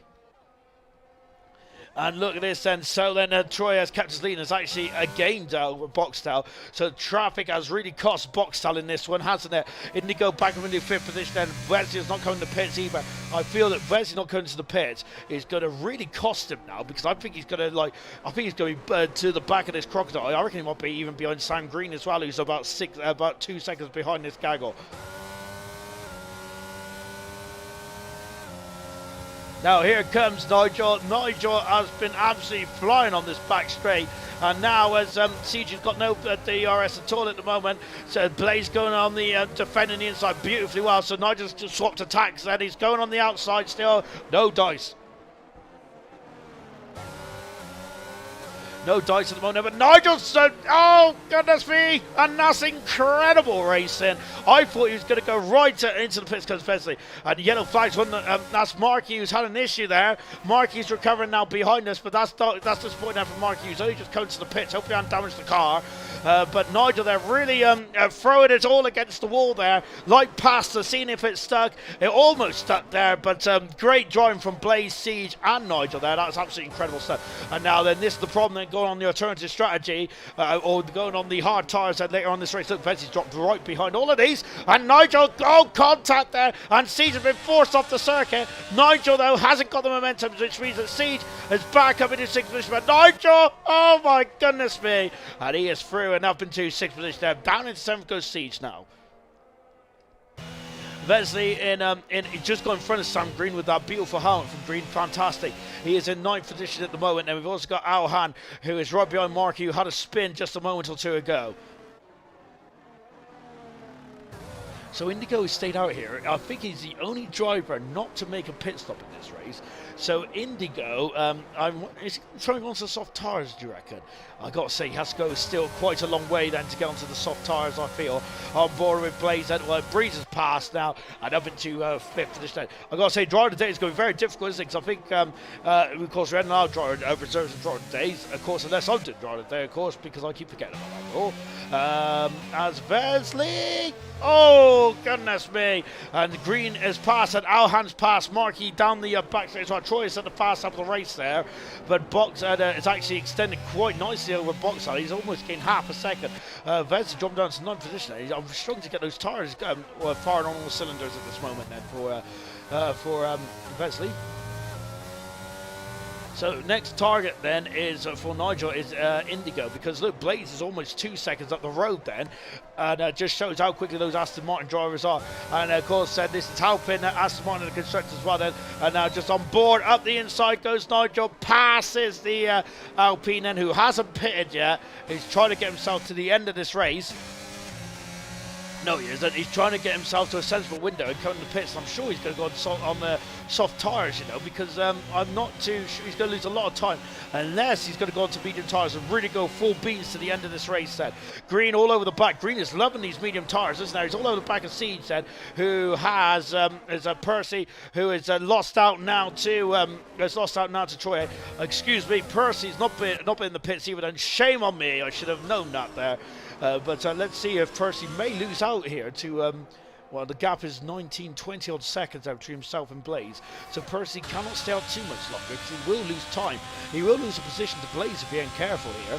On board Siege and looking back then, Siege on the hard tyres, and he is not on the quicker tyre at the moment then, but however he has gained up to the back of Indigo.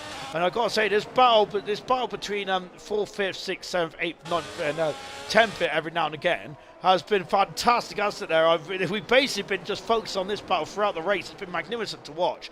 And just as we got the Alpine, who is very much causing all kinds of chaos now of Indigo, but it's his prerogative when he comes into the pit lane.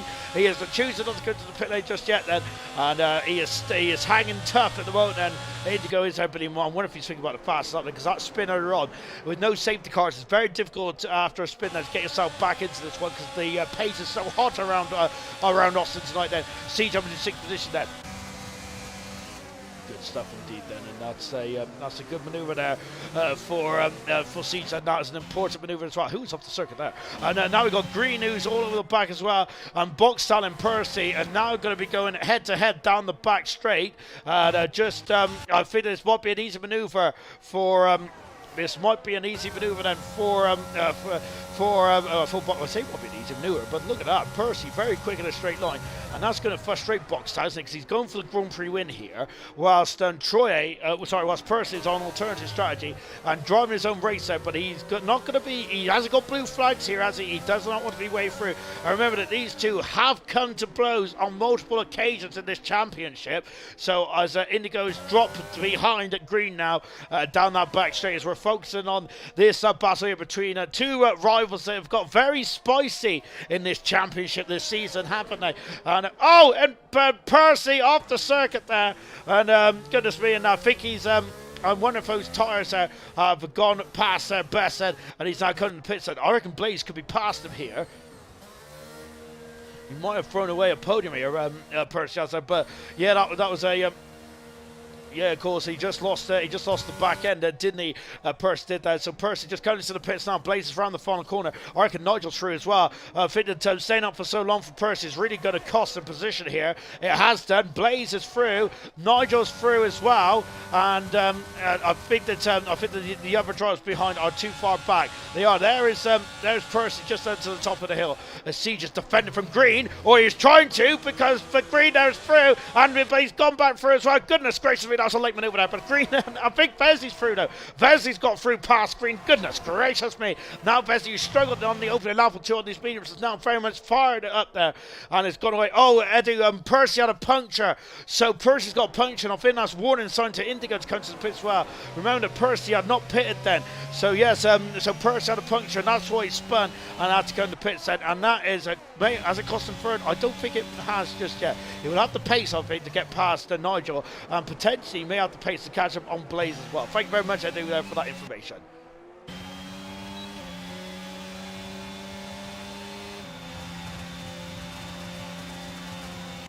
And now then, as Percy's through past Nigel, Vesley is through, and so is Green. Siege hasn't been able to put up a defence as such, there has he?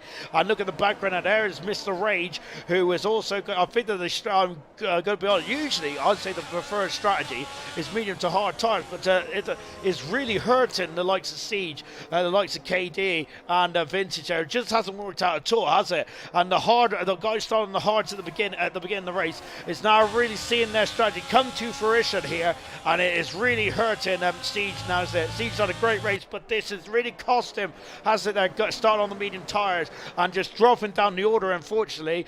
And Siege there will have DRS then, but I don't think he's going to be able to do much to get past Green at this stage.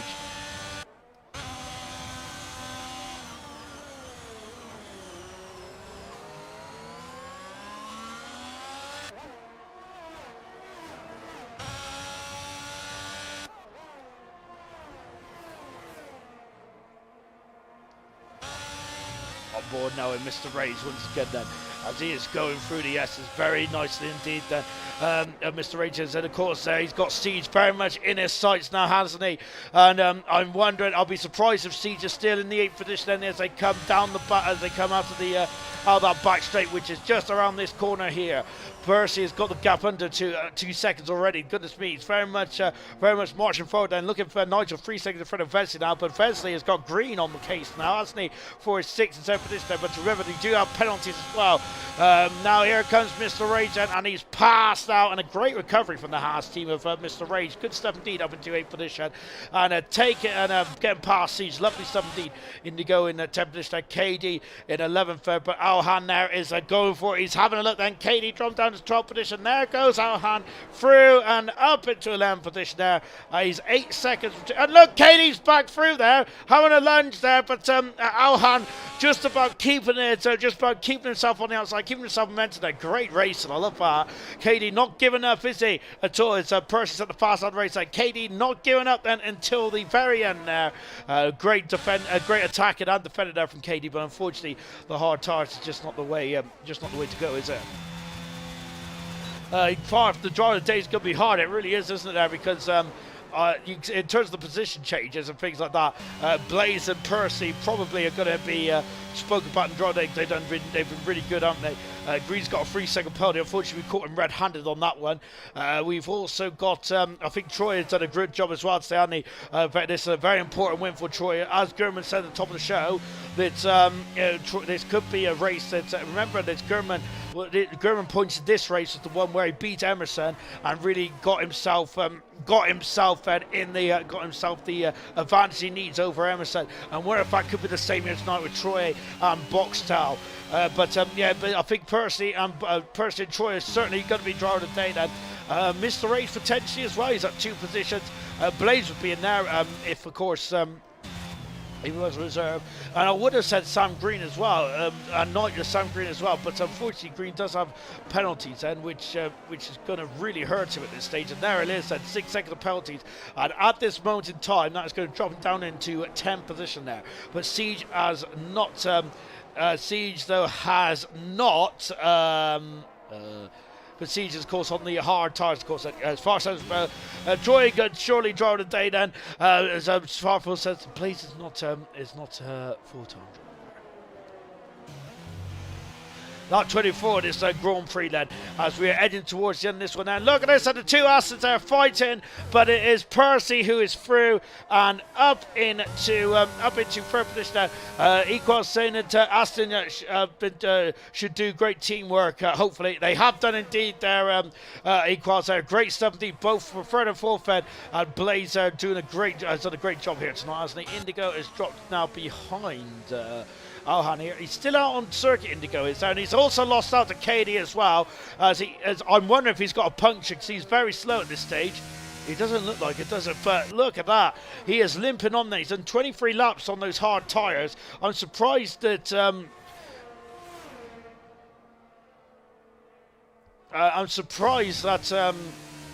he hadn't come to the pits earlier on, but yeah, he's struggling. He has literally got no tyre. I think that car, there's no rubber on the back. There's no rubber at all, is it, on these tyres anymore?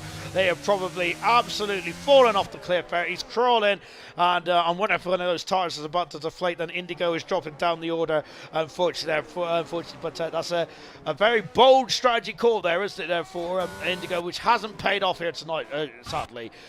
Troy has lost about 6/10 of a second since we've been talking about drive today. Maybe we should not talk about it anymore. Gurman saying, I'm looking forward to next season now. Now I want that second championship, doesn't he? Gurman does that. Gurman officially only out of the championship at the end of last week there, so that just shows that Gurman's had a good season this season. He's out of Grand Prix, but I think he does want more, and he sounds like he's hungry as well. Just watching KD and Alhan fighting for 10th and 11th at the moment. KD does have penalties, so I don't think Alhan's going to be too concerned by that. However, I think they will be looking at...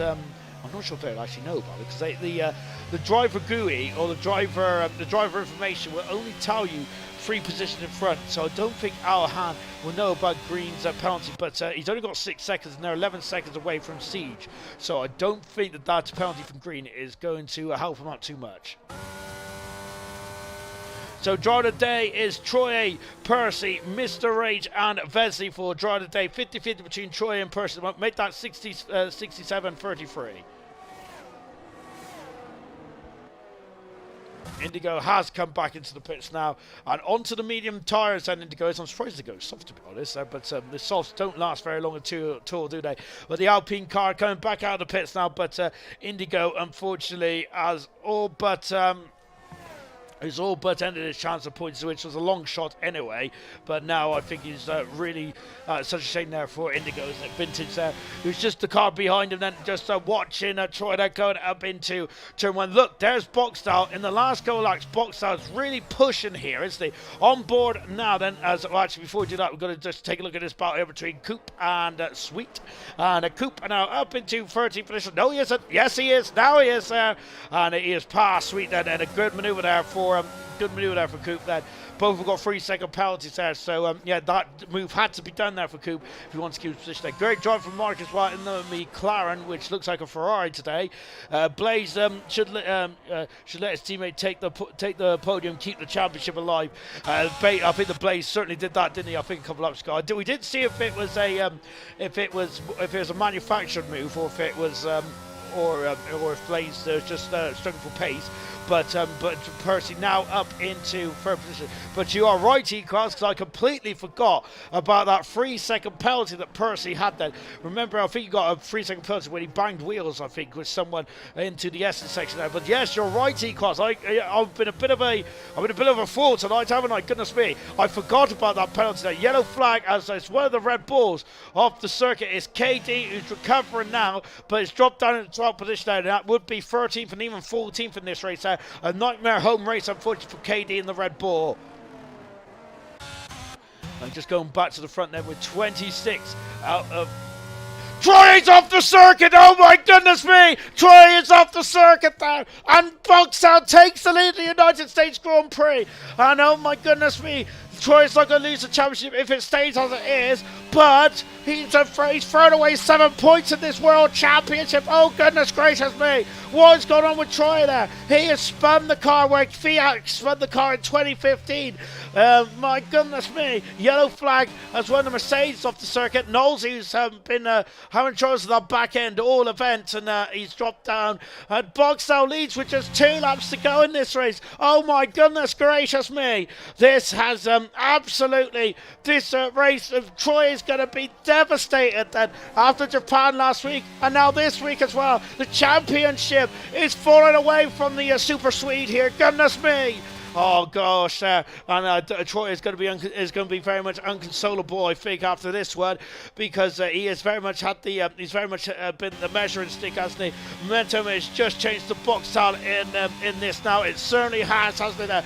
As German mentioned earlier on, then that this track certainly has in the past helped elevate, has really helped gain momentum there for the championship, for the eventual champion. I wonder if that is going to be the case here tonight there, but we haven't seen much of Troy, who's been keeping Boxstyle at arm's length, and of course he was in DRS range, but he was not ever under too much threat here. Oh my goodness gracious me. And Indigo's got the fast up of the race there. Goodness gracious me. Fuel light is blinking, Equals is saying then, and I think that, I wonder, is that on Troy's car, is it, or is that on, hang on, let me get the telemetry up. Yeah, it is blinking. Oh goodness gracious me! But so is Boxstyle as well. Dan Murphy Troy had that in the bag. My goodness me, he is going to be just. I think that it's going to be a hard. It's going to be a hard couple of hours, I think, for Troy in this one now. So he's got to regroup. He still leads the championship if we stay as it is then, but he is going to lose 7 points then. The gap is going to be down to 5 points then going into Mexico in a week's time.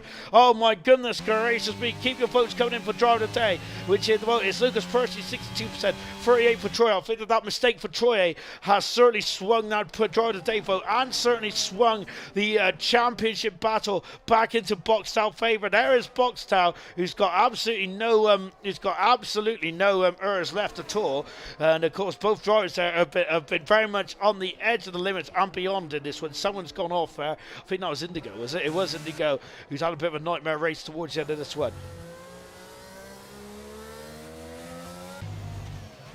My goodness gracious me. And this Troy is going to be he's going to be very, very good about this one now. And I think that toward the final podium spot, Percy has got that third position there, but he needs to start out scoring these two drivers.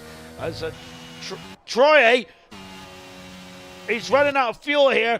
Into the final turn then comes Boxtel, and he wins the United States Grand Prix. And he only led 2 laps in the end there, but that was the most crucial 2 laps of the race there, as Troy finishes in second position there, but he ran out of fuel. Goodness gracious me. But it is Troy who wins his 8th race of the season. My goodness gracious me. An incredible... I've got to say, I think Troy is going to say that he did a potentially... didn't deserve that one, did he? But he didn't make no mistakes, did he? But Boxtel didn't make no mistakes. Troy did make a mistake on that second to last lap, or the 3 laps before the end then, and that was Boxtel took advantage of that, and he wins the race. He led the lap, the most important lap, which is the final lap across the line, and Boxtel has won his 8th race of the season, and is home. The championship points is now down to 5, give or take. My goodness me, to go into Mexico in a week's time now. Goodness gracious me, this is Troy was extending his championship lead, but that mistake has certainly undone all his work on the previous 25 laps. But it's Boxtel who takes the Grand Prix win here in USA. Just waiting for Vintage and Indigo to come across the line as well. GG Aston Martin there. Winner draw day was Percy. Great drive from 13th on the grid to 3rd. Great drive from Blaze as well to 4th. He missed the podium by 82 to a second there. But that is crucial points there for Percy. But he needs to start to outscore now, doesn't he? Outscore his championship rivals, as he's gone very dark all of a sudden over here in Austin, hasn't it? Goodness gracious me. It's been a beautiful day up until the final couple laps, and I feel that would have been the same for Troy's outlook on life as well up until those final laps or 2. Percy drawing a day on the game and also in the YouTube photo as well. Congratulations to a perfect day almost a perfect day for Troy, as he drove superbly well today. But it was Boxtel who is the race winner, as I mentioned, his 8th race win of the season. And as we see in the comments there, we think that potentially has given Boxtel momentum in this World Championship. Golly gosh there.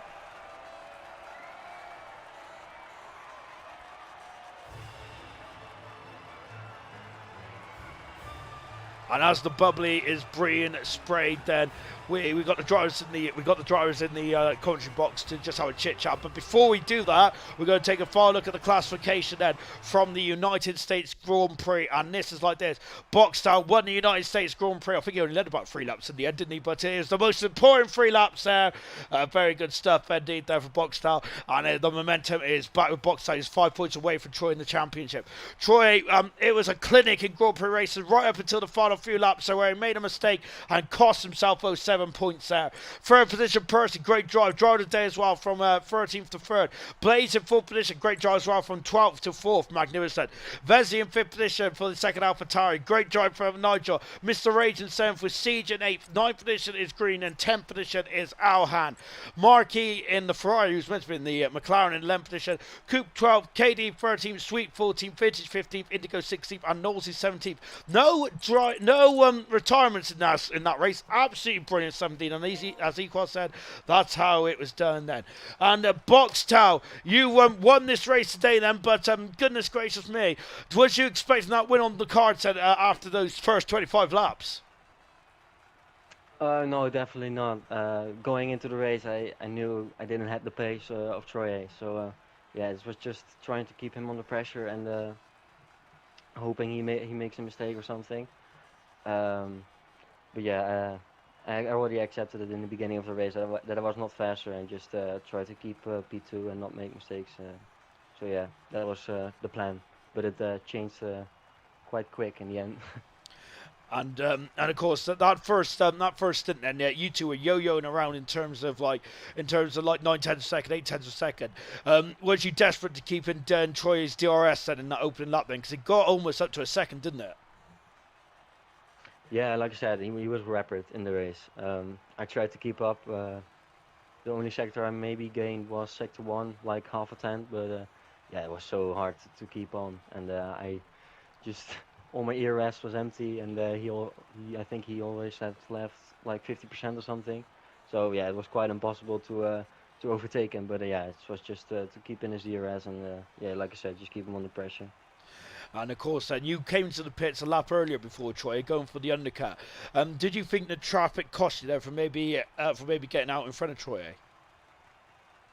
Yeah, it did cost me a bit, but I had to do something to try and go ahead of Troy. It didn't work out, but yeah, we learned from those mistakes, and yeah, on to Mexico. And now, then, do you feel that the momentum in this championship has swung to you now with with this race win tonight? Then, because you're now within touch distance of Troy, then going into Mexico in a week's time. Then, do you think that you're now on the up in this one? Yeah, I'm feeling faster than ever, so I'm sweating to get this championship, and yeah, the upcoming races and tracks are really favorites of mine. So yeah, I'm really looking forward to get into battle. Really well done today, Box Out. Brilliant driver to win your 8th race of the season. Magnificent stuff indeed. Let's come to Troy. Troy, that was a clinic in Grand Prix racing right up until the 3 laps before the end then. What happened there? Was it a mistake or was something go wrong with the car? It was just a simple mistake, man. To be honest, I was struggling with fuel towards the end, anyways. So like I really tried to work on the like harvesting the fuel to be able to even get to the end. So I was just overthinking that and forgot my driving basically. Quick spin and yeah, I got to pay for it, to be honest. Quite luckily we had pulled quite a big gap to the rest, so I didn't lose out too much. I lost out to the win and I lost out on 7 points, or you could say 15 points since we're in a championship battle. But it could have been way worse. To be honest, I'm proud of my performance up until that spin. Nothing you could do, man. Just a simple mistake, basically. I must say that's a very positive outlook. Goodness me, I might need to come to you for some therapy. But talking about the fuel, then did you underfuel the car, thinking there was going to be a safety car, or was you just surprised about how hot the pace was around here? No, I always go all out when driving. So I was just thinking that fuel was enough. I didn't do my research, I guess.